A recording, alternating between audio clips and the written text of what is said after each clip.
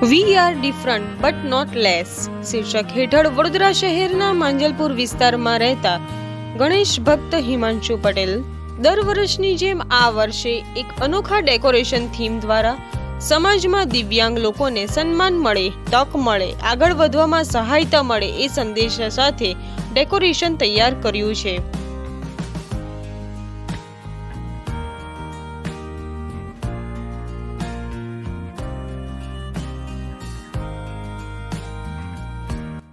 આ વખતે અમે દર વર્ષે અલગ અલગ થીમ કરીએ છીએ. આ વર્ષની થીમમાં જે હેન્ડીકેપ લોકો છે, જેને ઘણું સારું કામ કર્યું છે, બધાથી હટકે કામ કર્યું, જે નોર્મલ માણસો હોય એ જે કામ નથી કરી શકતા છતાંય પોતાની મહેનતથી અને લગનથી જે કામ આ હેન્ડીકેપ લોકોએ કર્યું છે, તો એ લોકોને પ્રોત્સાહન આપવા માટે અમે આ વર્ષે એક થીમ એ કરી છે કે જે સારા સારા સેલિબ્રિટીઓ જે છે, જે હેન્ડીકેપ છે, તો એમને અમે એક સેલ્યુટ આપવા માટે કે એમને પ્રોત્સાહન આપવા માટે આ થીમ તૈયાર કરી છે અને નામ રાખ્યું છે we are different but not less. એટલે એ આપણા કરતાં ઘણા આગળ છે, લોકોની લગન મહેનત ઘણી વધારે છે.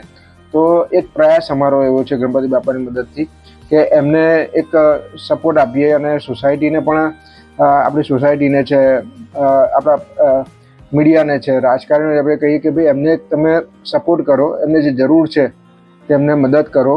કારણ કે આ લોકો અત્યારે જ જોવા જઈએ તો અત્યારે પેરા ઓલિમ્પિક્સ પત્યું, એમાં 29 મેડલ સાથે એ લોકો ઘણા આગળ છે. જે જનરલ આપણા જે કેટેગરીમાં જે આપણા ઓલિમ્પિકમાં જે મેડલ આવ્યા એના કરતાં ઘણા બધા વધારે ઘણું સારું કામ કર્યું છે, છતાં એમને જે જોઈએ છે એ મદદ મળી નથી શકતી. તો એક અમારો પ્રયાસ છે કે સોસાયટી પણ જાગૃત થાય, બધા માણસો જાગૃત થાય અને એમને મદદરૂપ થાય, એવી જ એક પ્રાર્થના માટે અમે આ વર્ષનું ડેકોરેશન તૈયાર કર્યું છે. અમે છેલ્લા 4 મહિનાથી આ તૈયારી કરી છે, કારણ કે એમાં નાનું નાનું બધું ડિટેલિંગ વર્ક ઘણું હતું, એટલે થોડો ટાઈમ વધારે લીધું છે. અને એમાં અમે ચોક, કાર્ડબોર્ડ અને કલરને એનો જ ઉપયોગ કર્યો છે. એકદમ ઇકો ફ્રેન્ડલી છે. એમાં કંઈ પ્લાસ્ટિક કે એનો કશો યુઝ કર્યો નથી, થર્મોકોલનો યુઝ નથી, એકદમ ઇકો ફ્રેન્ડલી મટીરિયલનો યુઝ કર્યું છે. હા, ગણેશજીની મૂર્તિ અમે ઇકો ફ્રેન્ડલી જ લાવીએ છીએ અને એનું વિસર્જન પણ અમે અંદર ઘરમાં, અમારા ઘરમાં જ ઇકો ફ્રેન્ડલી રીતે જ અમે કરીએ છીએ. એટલે બધું જ આ ડેકોરેશન ને બધું જ એકદમ ઇકો ફ્રેન્ડલી અમે યુઝ કરીએ છીએ. એકચ્યુઅલી અમારો પ્રયાસ એવો હતો કે જે હેન્ડીકેપ જે લોકો છે એને અમારે પ્રોત્સાહન આપવું હતું. એટલા માટે અમે અહીંયા ફતેહગંજમાં સોસાયટી છે, ત્યાં ફિઝિકલ હેન્ડીકેપની સોસાયટી છે, અમને બોલાવીને એમનું સન્માન કર્યું છે. એ લોકો પણ એ લોકોની પણ ઘણા રાષ્ટ્રીય કક્ષાએ, નેશનલ કક્ષાએ પણ આગળ હતા. એ લોકો પણ આ એમને પ્રોત્સાહન મળી જોઈને ખુશ થયા છે.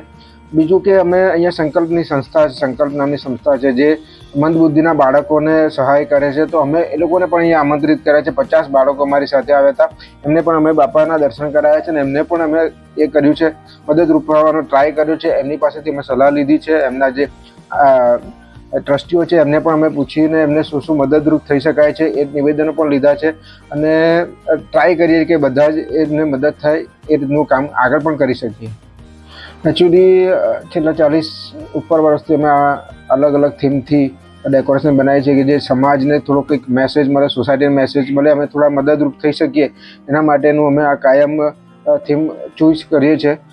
છેલ્લા કેટલા વર્ષોથી મને આખા all over Maharashtra, all over ઇન્ડિયામાંથી ઘણા એવોર્ડ મળી ચૂક્યા છે અને મને ઇન્ડિયા બુક ઓફ રેકોર્ડમાં પણ મારું નામ છે. કલામનું જે ટ્રસ્ટ છે એમાંથી પણ મને એવોર્ડ મળ્યો છે અને આવી રીતે ઘણા પણ એવોર્ડ મને મળી ચૂક્યા છે.